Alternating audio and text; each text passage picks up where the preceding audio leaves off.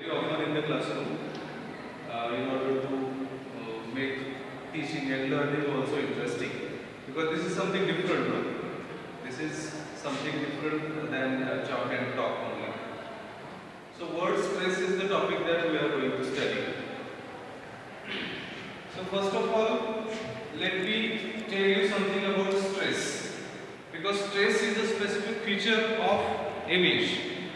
When we use English language, and when any foreign person, for example a British person, uses English language, the way we use the language and the way that person uses the language are different, because they pronounce the words in different ways. Why they pronounce the words in different ways? Because they are the native speakers, they are the first speakers of that language, and they know that certain syllables in the words are to be pronounced with greater breath force. Some parts of the words are to be pronounced louder than the other parts of the word.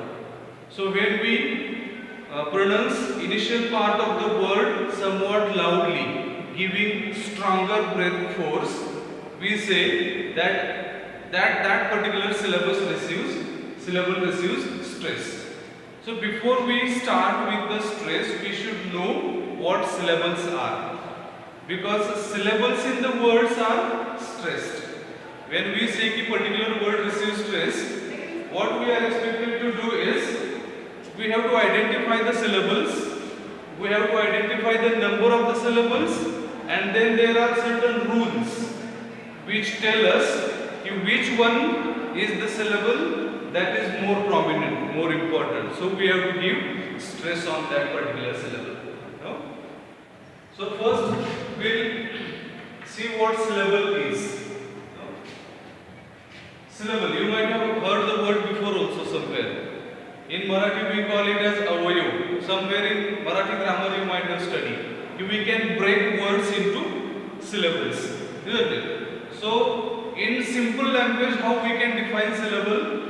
A syllable is a part of word that we can pronounce with a single puff of breath. When we pronounce words, we take slight pauses in the word itself. We divide the words unconsciously, without knowing. We divide the word and we go on pronouncing the word. For example, let us begin with simple words. Word like pen. Now this is a pen. So when we pronounce pen, we have taken a single puff of breath. Pen. No? Let us take somewhat bigger word. Painter. Painter. No? First word was pen, single puff of breath. We take only one pause when we utter or pronounce pen. But when we pronounce painter, we take two pauses. No? Painter. So we divide unconsciously, we divide the word into two parts.